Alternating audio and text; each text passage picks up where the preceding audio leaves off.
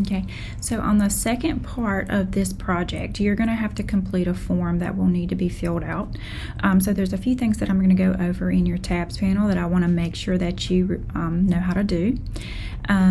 If you will notice, I think this is on the second page of the PDF that you'll see, and you'll just need to copy and paste this information on a second page in your InDesign document.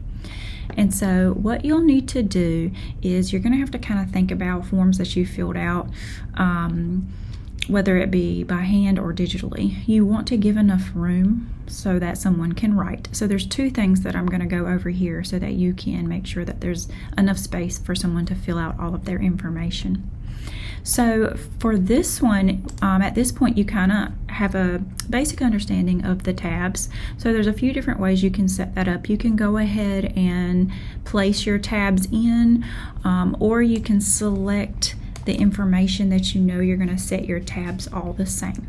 So I have my tabs panel open. I've selected the date all the way down to the phone number because I know that that line that I'm going to set here is going to be all the same size. So right here, remember that we're going to set the tab, and I've already kind of played with this a little bit, so you'll see that I have a tab set. So I'm going to grab this tab, and I will go ahead and pull it all the way out. Since I have all of that room that I'm going to, not going to use anyway, I'm going to give someone plenty of space to write the information that they'll need to write. So obviously we don't see anything popping up here. We will need to put a leader. So remember what that means is that any tab that we place here, the leader is going to indicate what needs to go inside of that space. Sometimes there's nothing, and sometimes we need to put maybe a dot. In this case, we need to put an underscore. So I'm going to do the shift and the hyphen, and that's going to place my underscore here. I'll click off to the side here so that it applies.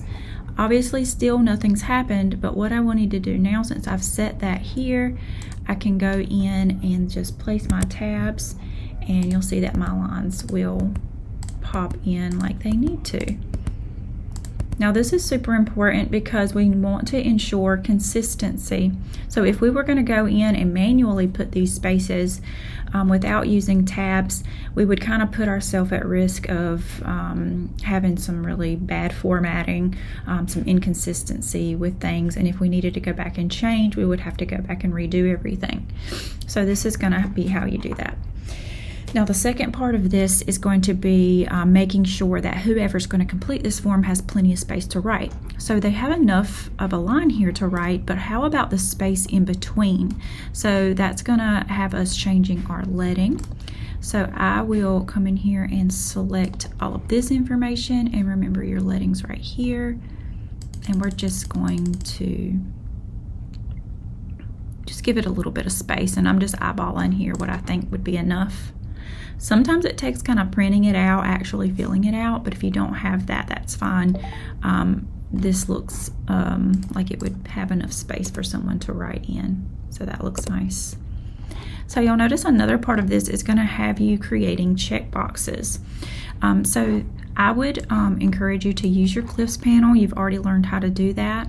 In your glyphs panel, under symbols, you can find what they call ballot boxes.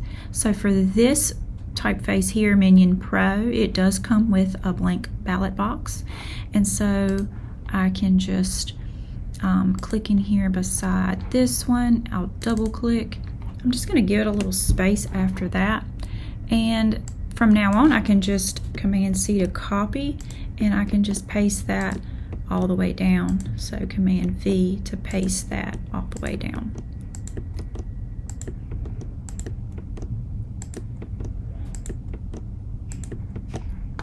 All right.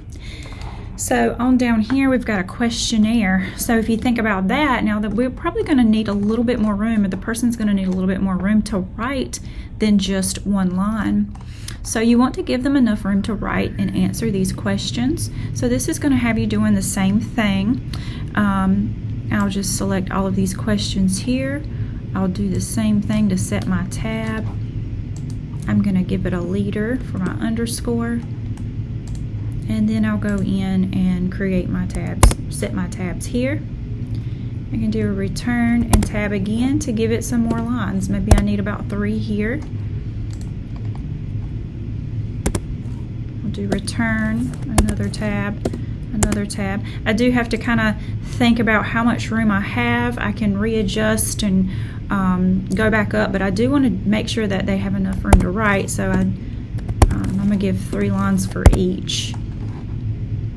Obviously, let's do the same thing and increase the leading a bit.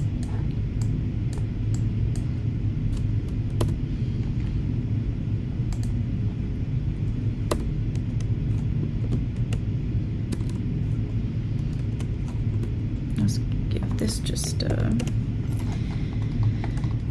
you see I'm just going up and kind of getting rid of some spacing. There's some other things that I would encourage you to do. Maybe you would want to maybe bold some information, just kind of work on the emphasis of different things. But there's a lot of different things you can do to really make all of this information fit, as well as give the person enough room to write. So this looks good so far. Same thing here. We do need to add, for the signature, I'll add another tab here and another tab after that. So now I have 2 tabs on 1 line, so that's something you've done in your exercise. So we'll just do the same thing here. So I'm going to set a tab and then another tab on that same line. We'll put our leader in for that one and do the same thing here. I'll give it a little bit of a space. We can do a space or we can do another tab, either way, whatever works for you. I think I need to adjust a bit because I feel like they need more room to write their signature and less room to write for the date.